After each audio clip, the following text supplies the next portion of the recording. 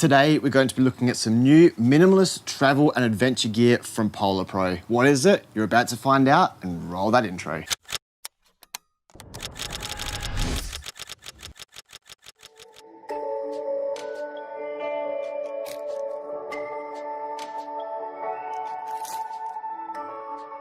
G'day ladies and gentlemen, and thank you for joining me today talking all about PolarPro's new minimalist travel and adventure gear. We've got 3 minimalist gear to get through today: a travel tripod, some belays, and also some traverse. This gear is going to help me out so bloody much in my travel photography needs. Let's get right into it, starting off with the tripod. First 2 main features I want to discuss about this tabletop tripod from PolarPro is the overall size and weight.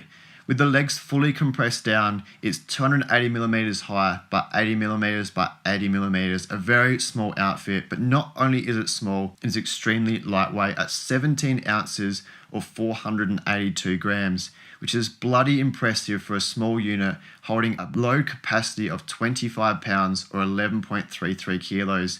Small outfit with a huge low capacity. Moving on to some main features about this tripod, starting from the bottom and working our way up. The rubber feet provide grooves cut in the bottom for that extra traction on solid surfaces. If you are using it in boggy terrains, the feet do come off and provide 6 spikes for that additional grip on those boggy terrains.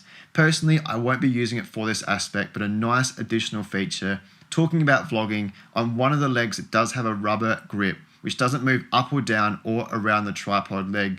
Solid, very rugged, and great if your hands are slippery, sweaty in the summer, even if you're using in the winter for that vlogging setup, as I've spoken about with gloves. I like that additional feature. Moving to the top of the tripod, each leg works completely independent, but not like a traditional tripod. On each leg, it has its own individual knob to adjust the leg angle. And inside of that, it's got teeth that interlock with numbers from 0 to 9. Moving these around gives you over 700 leg configurations from this tiny tripod. And additionally, when I first got this tripod, this took a long time to set up and was quite frustrating. But I understand the design process behind this is for that 25-pound low capacity. And after getting used to it, using it numerous times, it doesn't take that much longer to set up, but most importantly for me, once it is set up, I know my camera is very stable and secure on top, which is most important. A really good design aspect. But unfortunately, as we move up to the ball head, this is where the design aspect does start to deteriorate. The first bit I want to talk about is unscrewing the ball head. This is very difficult to loosen, and unfortunately it's very difficult to unloosen in the summer. I'd hate to know how hard it is in the winter in freezing cold conditions. But secondly, it's very difficult to make small minor adjustments to the ball head after loosening this. What's even worse is when it is fully tight, the top plate can go from horizontal to vertical very simply. But once it's in vertical and fully locked down, the ball head can still move quite easily. So I wouldn't be so keen on putting my 55-200 and XT3 in vertical when it's fully locked down. Moving on to the top plate, one positive about it is though PolarPro do include an Arca Swiss plate. All these minimalist features I'm about to show you are Arca Swiss compatible, which is really nifty, but unfortunately here, although the plate is included, the plate on the tripod is just not great for me. When I first looked at this, I was very impressed how it can go from landscape to portrait so easily, but unfortunately it stopped there. As I spoke about, the ball head was very difficult to lock down in vertical, and when I tried to tighten the Allen key on the side that I thought would make it very difficult to go from landscape to vertical, it actually snapped off the first time I used it. But secondly, I was speaking about I want to use this for the vlogging setup. This is always in landscape orientation. When I stop vlogging and put my camera to the side, it flips open to vertical so easily. I really wish there was some mechanism inside of this to lock it in landscape and lock it in vertical so it wasn't so easy to move around. I would be a bit worried using gear that's 2, 3, 4 kilos. Small cameras wouldn't be an issue, but that was one big design flaw for me. I'm personally going to lift it into vertical, unscrew the top plate and replace it with a traditional plate and use my L bracket to change from portrait to landscape. I really wish I could take the whole ball head off and replace it with a traditional ball head. I understand your low capacity wouldn't be there as much, but for me, I would rather the versatility and the ease of use compared to the low capacity, but that is just me personally. Moving on to the next minimalist gear from PolarPro, we're getting into the Belay Series, the camera strap and also the quick release. I want to start with the camera strap because this is one of the best features inside this minimalist gear. This, hands down, is the best camera strap I've ever used, and I want to compare it to a leading engineer in peak design.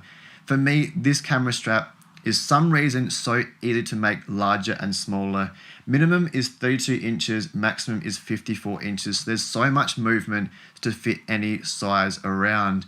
But there's some reason the design isn't beautiful, it doesn't stand out, it's basic black, but I like the stealth look. But I think it's the rubber grips that make it so easy to make it small and large. And for me, I don't want my camera strap to get in the way of my photography. And this for me is where the quick release system comes into play. And I want to compare it to the peak design. The best way I can describe it is the PolarPro, the camera attaches to the strap. In peak design, the camera strap attaches to the camera. And for me personally, I want a free range movement of the camera, because if I'm in the back of the car, I don't want to be mucking around with the camera strap quickly to get the shot. I want to take the camera off and have free movement to hold onto that camera and move it up, down, left to right as far as I possibly can. On the quick release panel on the side, it has a locking mechanism. You can just quickly flick this up and it spins around and releases the camera. Once again, you can just put the camera back on there and it's connected to the camera strap. It is so easy. As I said, it's that free movement compared to peak design, where if you'd undone one of the camera straps wouldn't be complete and it could just frolic all around, and it's not as easy to use. So I have to say I really enjoy using the Belay series. You can get it with the camera strap, or if you're using a camera strap already, you can just buy the quick release panel and use your own camera strap. The last little minimalist gear I want to look at is the Traverse series, the strap mount for a backpack. Now, I'll be the first one to admit this was never interesting to me before. I've seen many people use them before, but I was never interested in it. I use the Atlas packs. It is an amazing backpack. The only downfall I've got about it is it's not easy to access your camera gear on the fly. But this Traverse series, the strap mount that goes on your backpack, makes this very simple. It is very similar to the Belay series, where it has that same mechanism where it locks in and out by twisting. Now, additionally, on the back, when you unscrew the knobs on the left and right hand side, you flick it apart. It has got a PolarPro grippy mount on the back. So when you tighten it on your backpack, it is never going to move. So once you put it on your camera backpack, the only downfall I found right now with this Traverse series is when it's fully screwed in, the screw does come through a little bit. And I found when taking that backpack on and off, it did get caught in my t-shirt just a little bit. I'd be a little bit worried to use it on a down jacket in the winter because the down jacket is so expensive. But I'm sure there's a way around this by moving it around the backpack.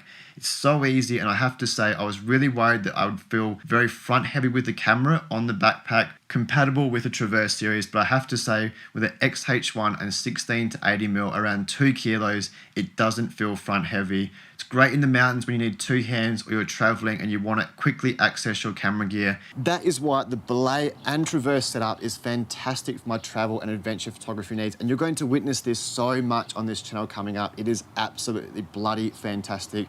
There's a few little things, unfortunately, about the tripod, but still, I must highly say this is the best travel tabletop tripod I have ever seen or owned. Yes, the ball head isn't great, but I can replace this plate and it works out just fine. It's going to get my needs done. I think there's still a huge avenue in the field for a travel tripod, keeping it simple, keeping it lightweight for those vloggers and photographers and videographers out there. I think there's still a little bit of a way to go for this, but right now this is still one of the best products for the tabletop tripod. But guys, let me know in the comments below if any of these products would suit your needs, that travel adventure photographer. I know for me, as I said, that Belay and Traverse will work absolutely perfectly. But guys, that is me done for today. I'll see you on the next one, talking all about night photography. Ciao.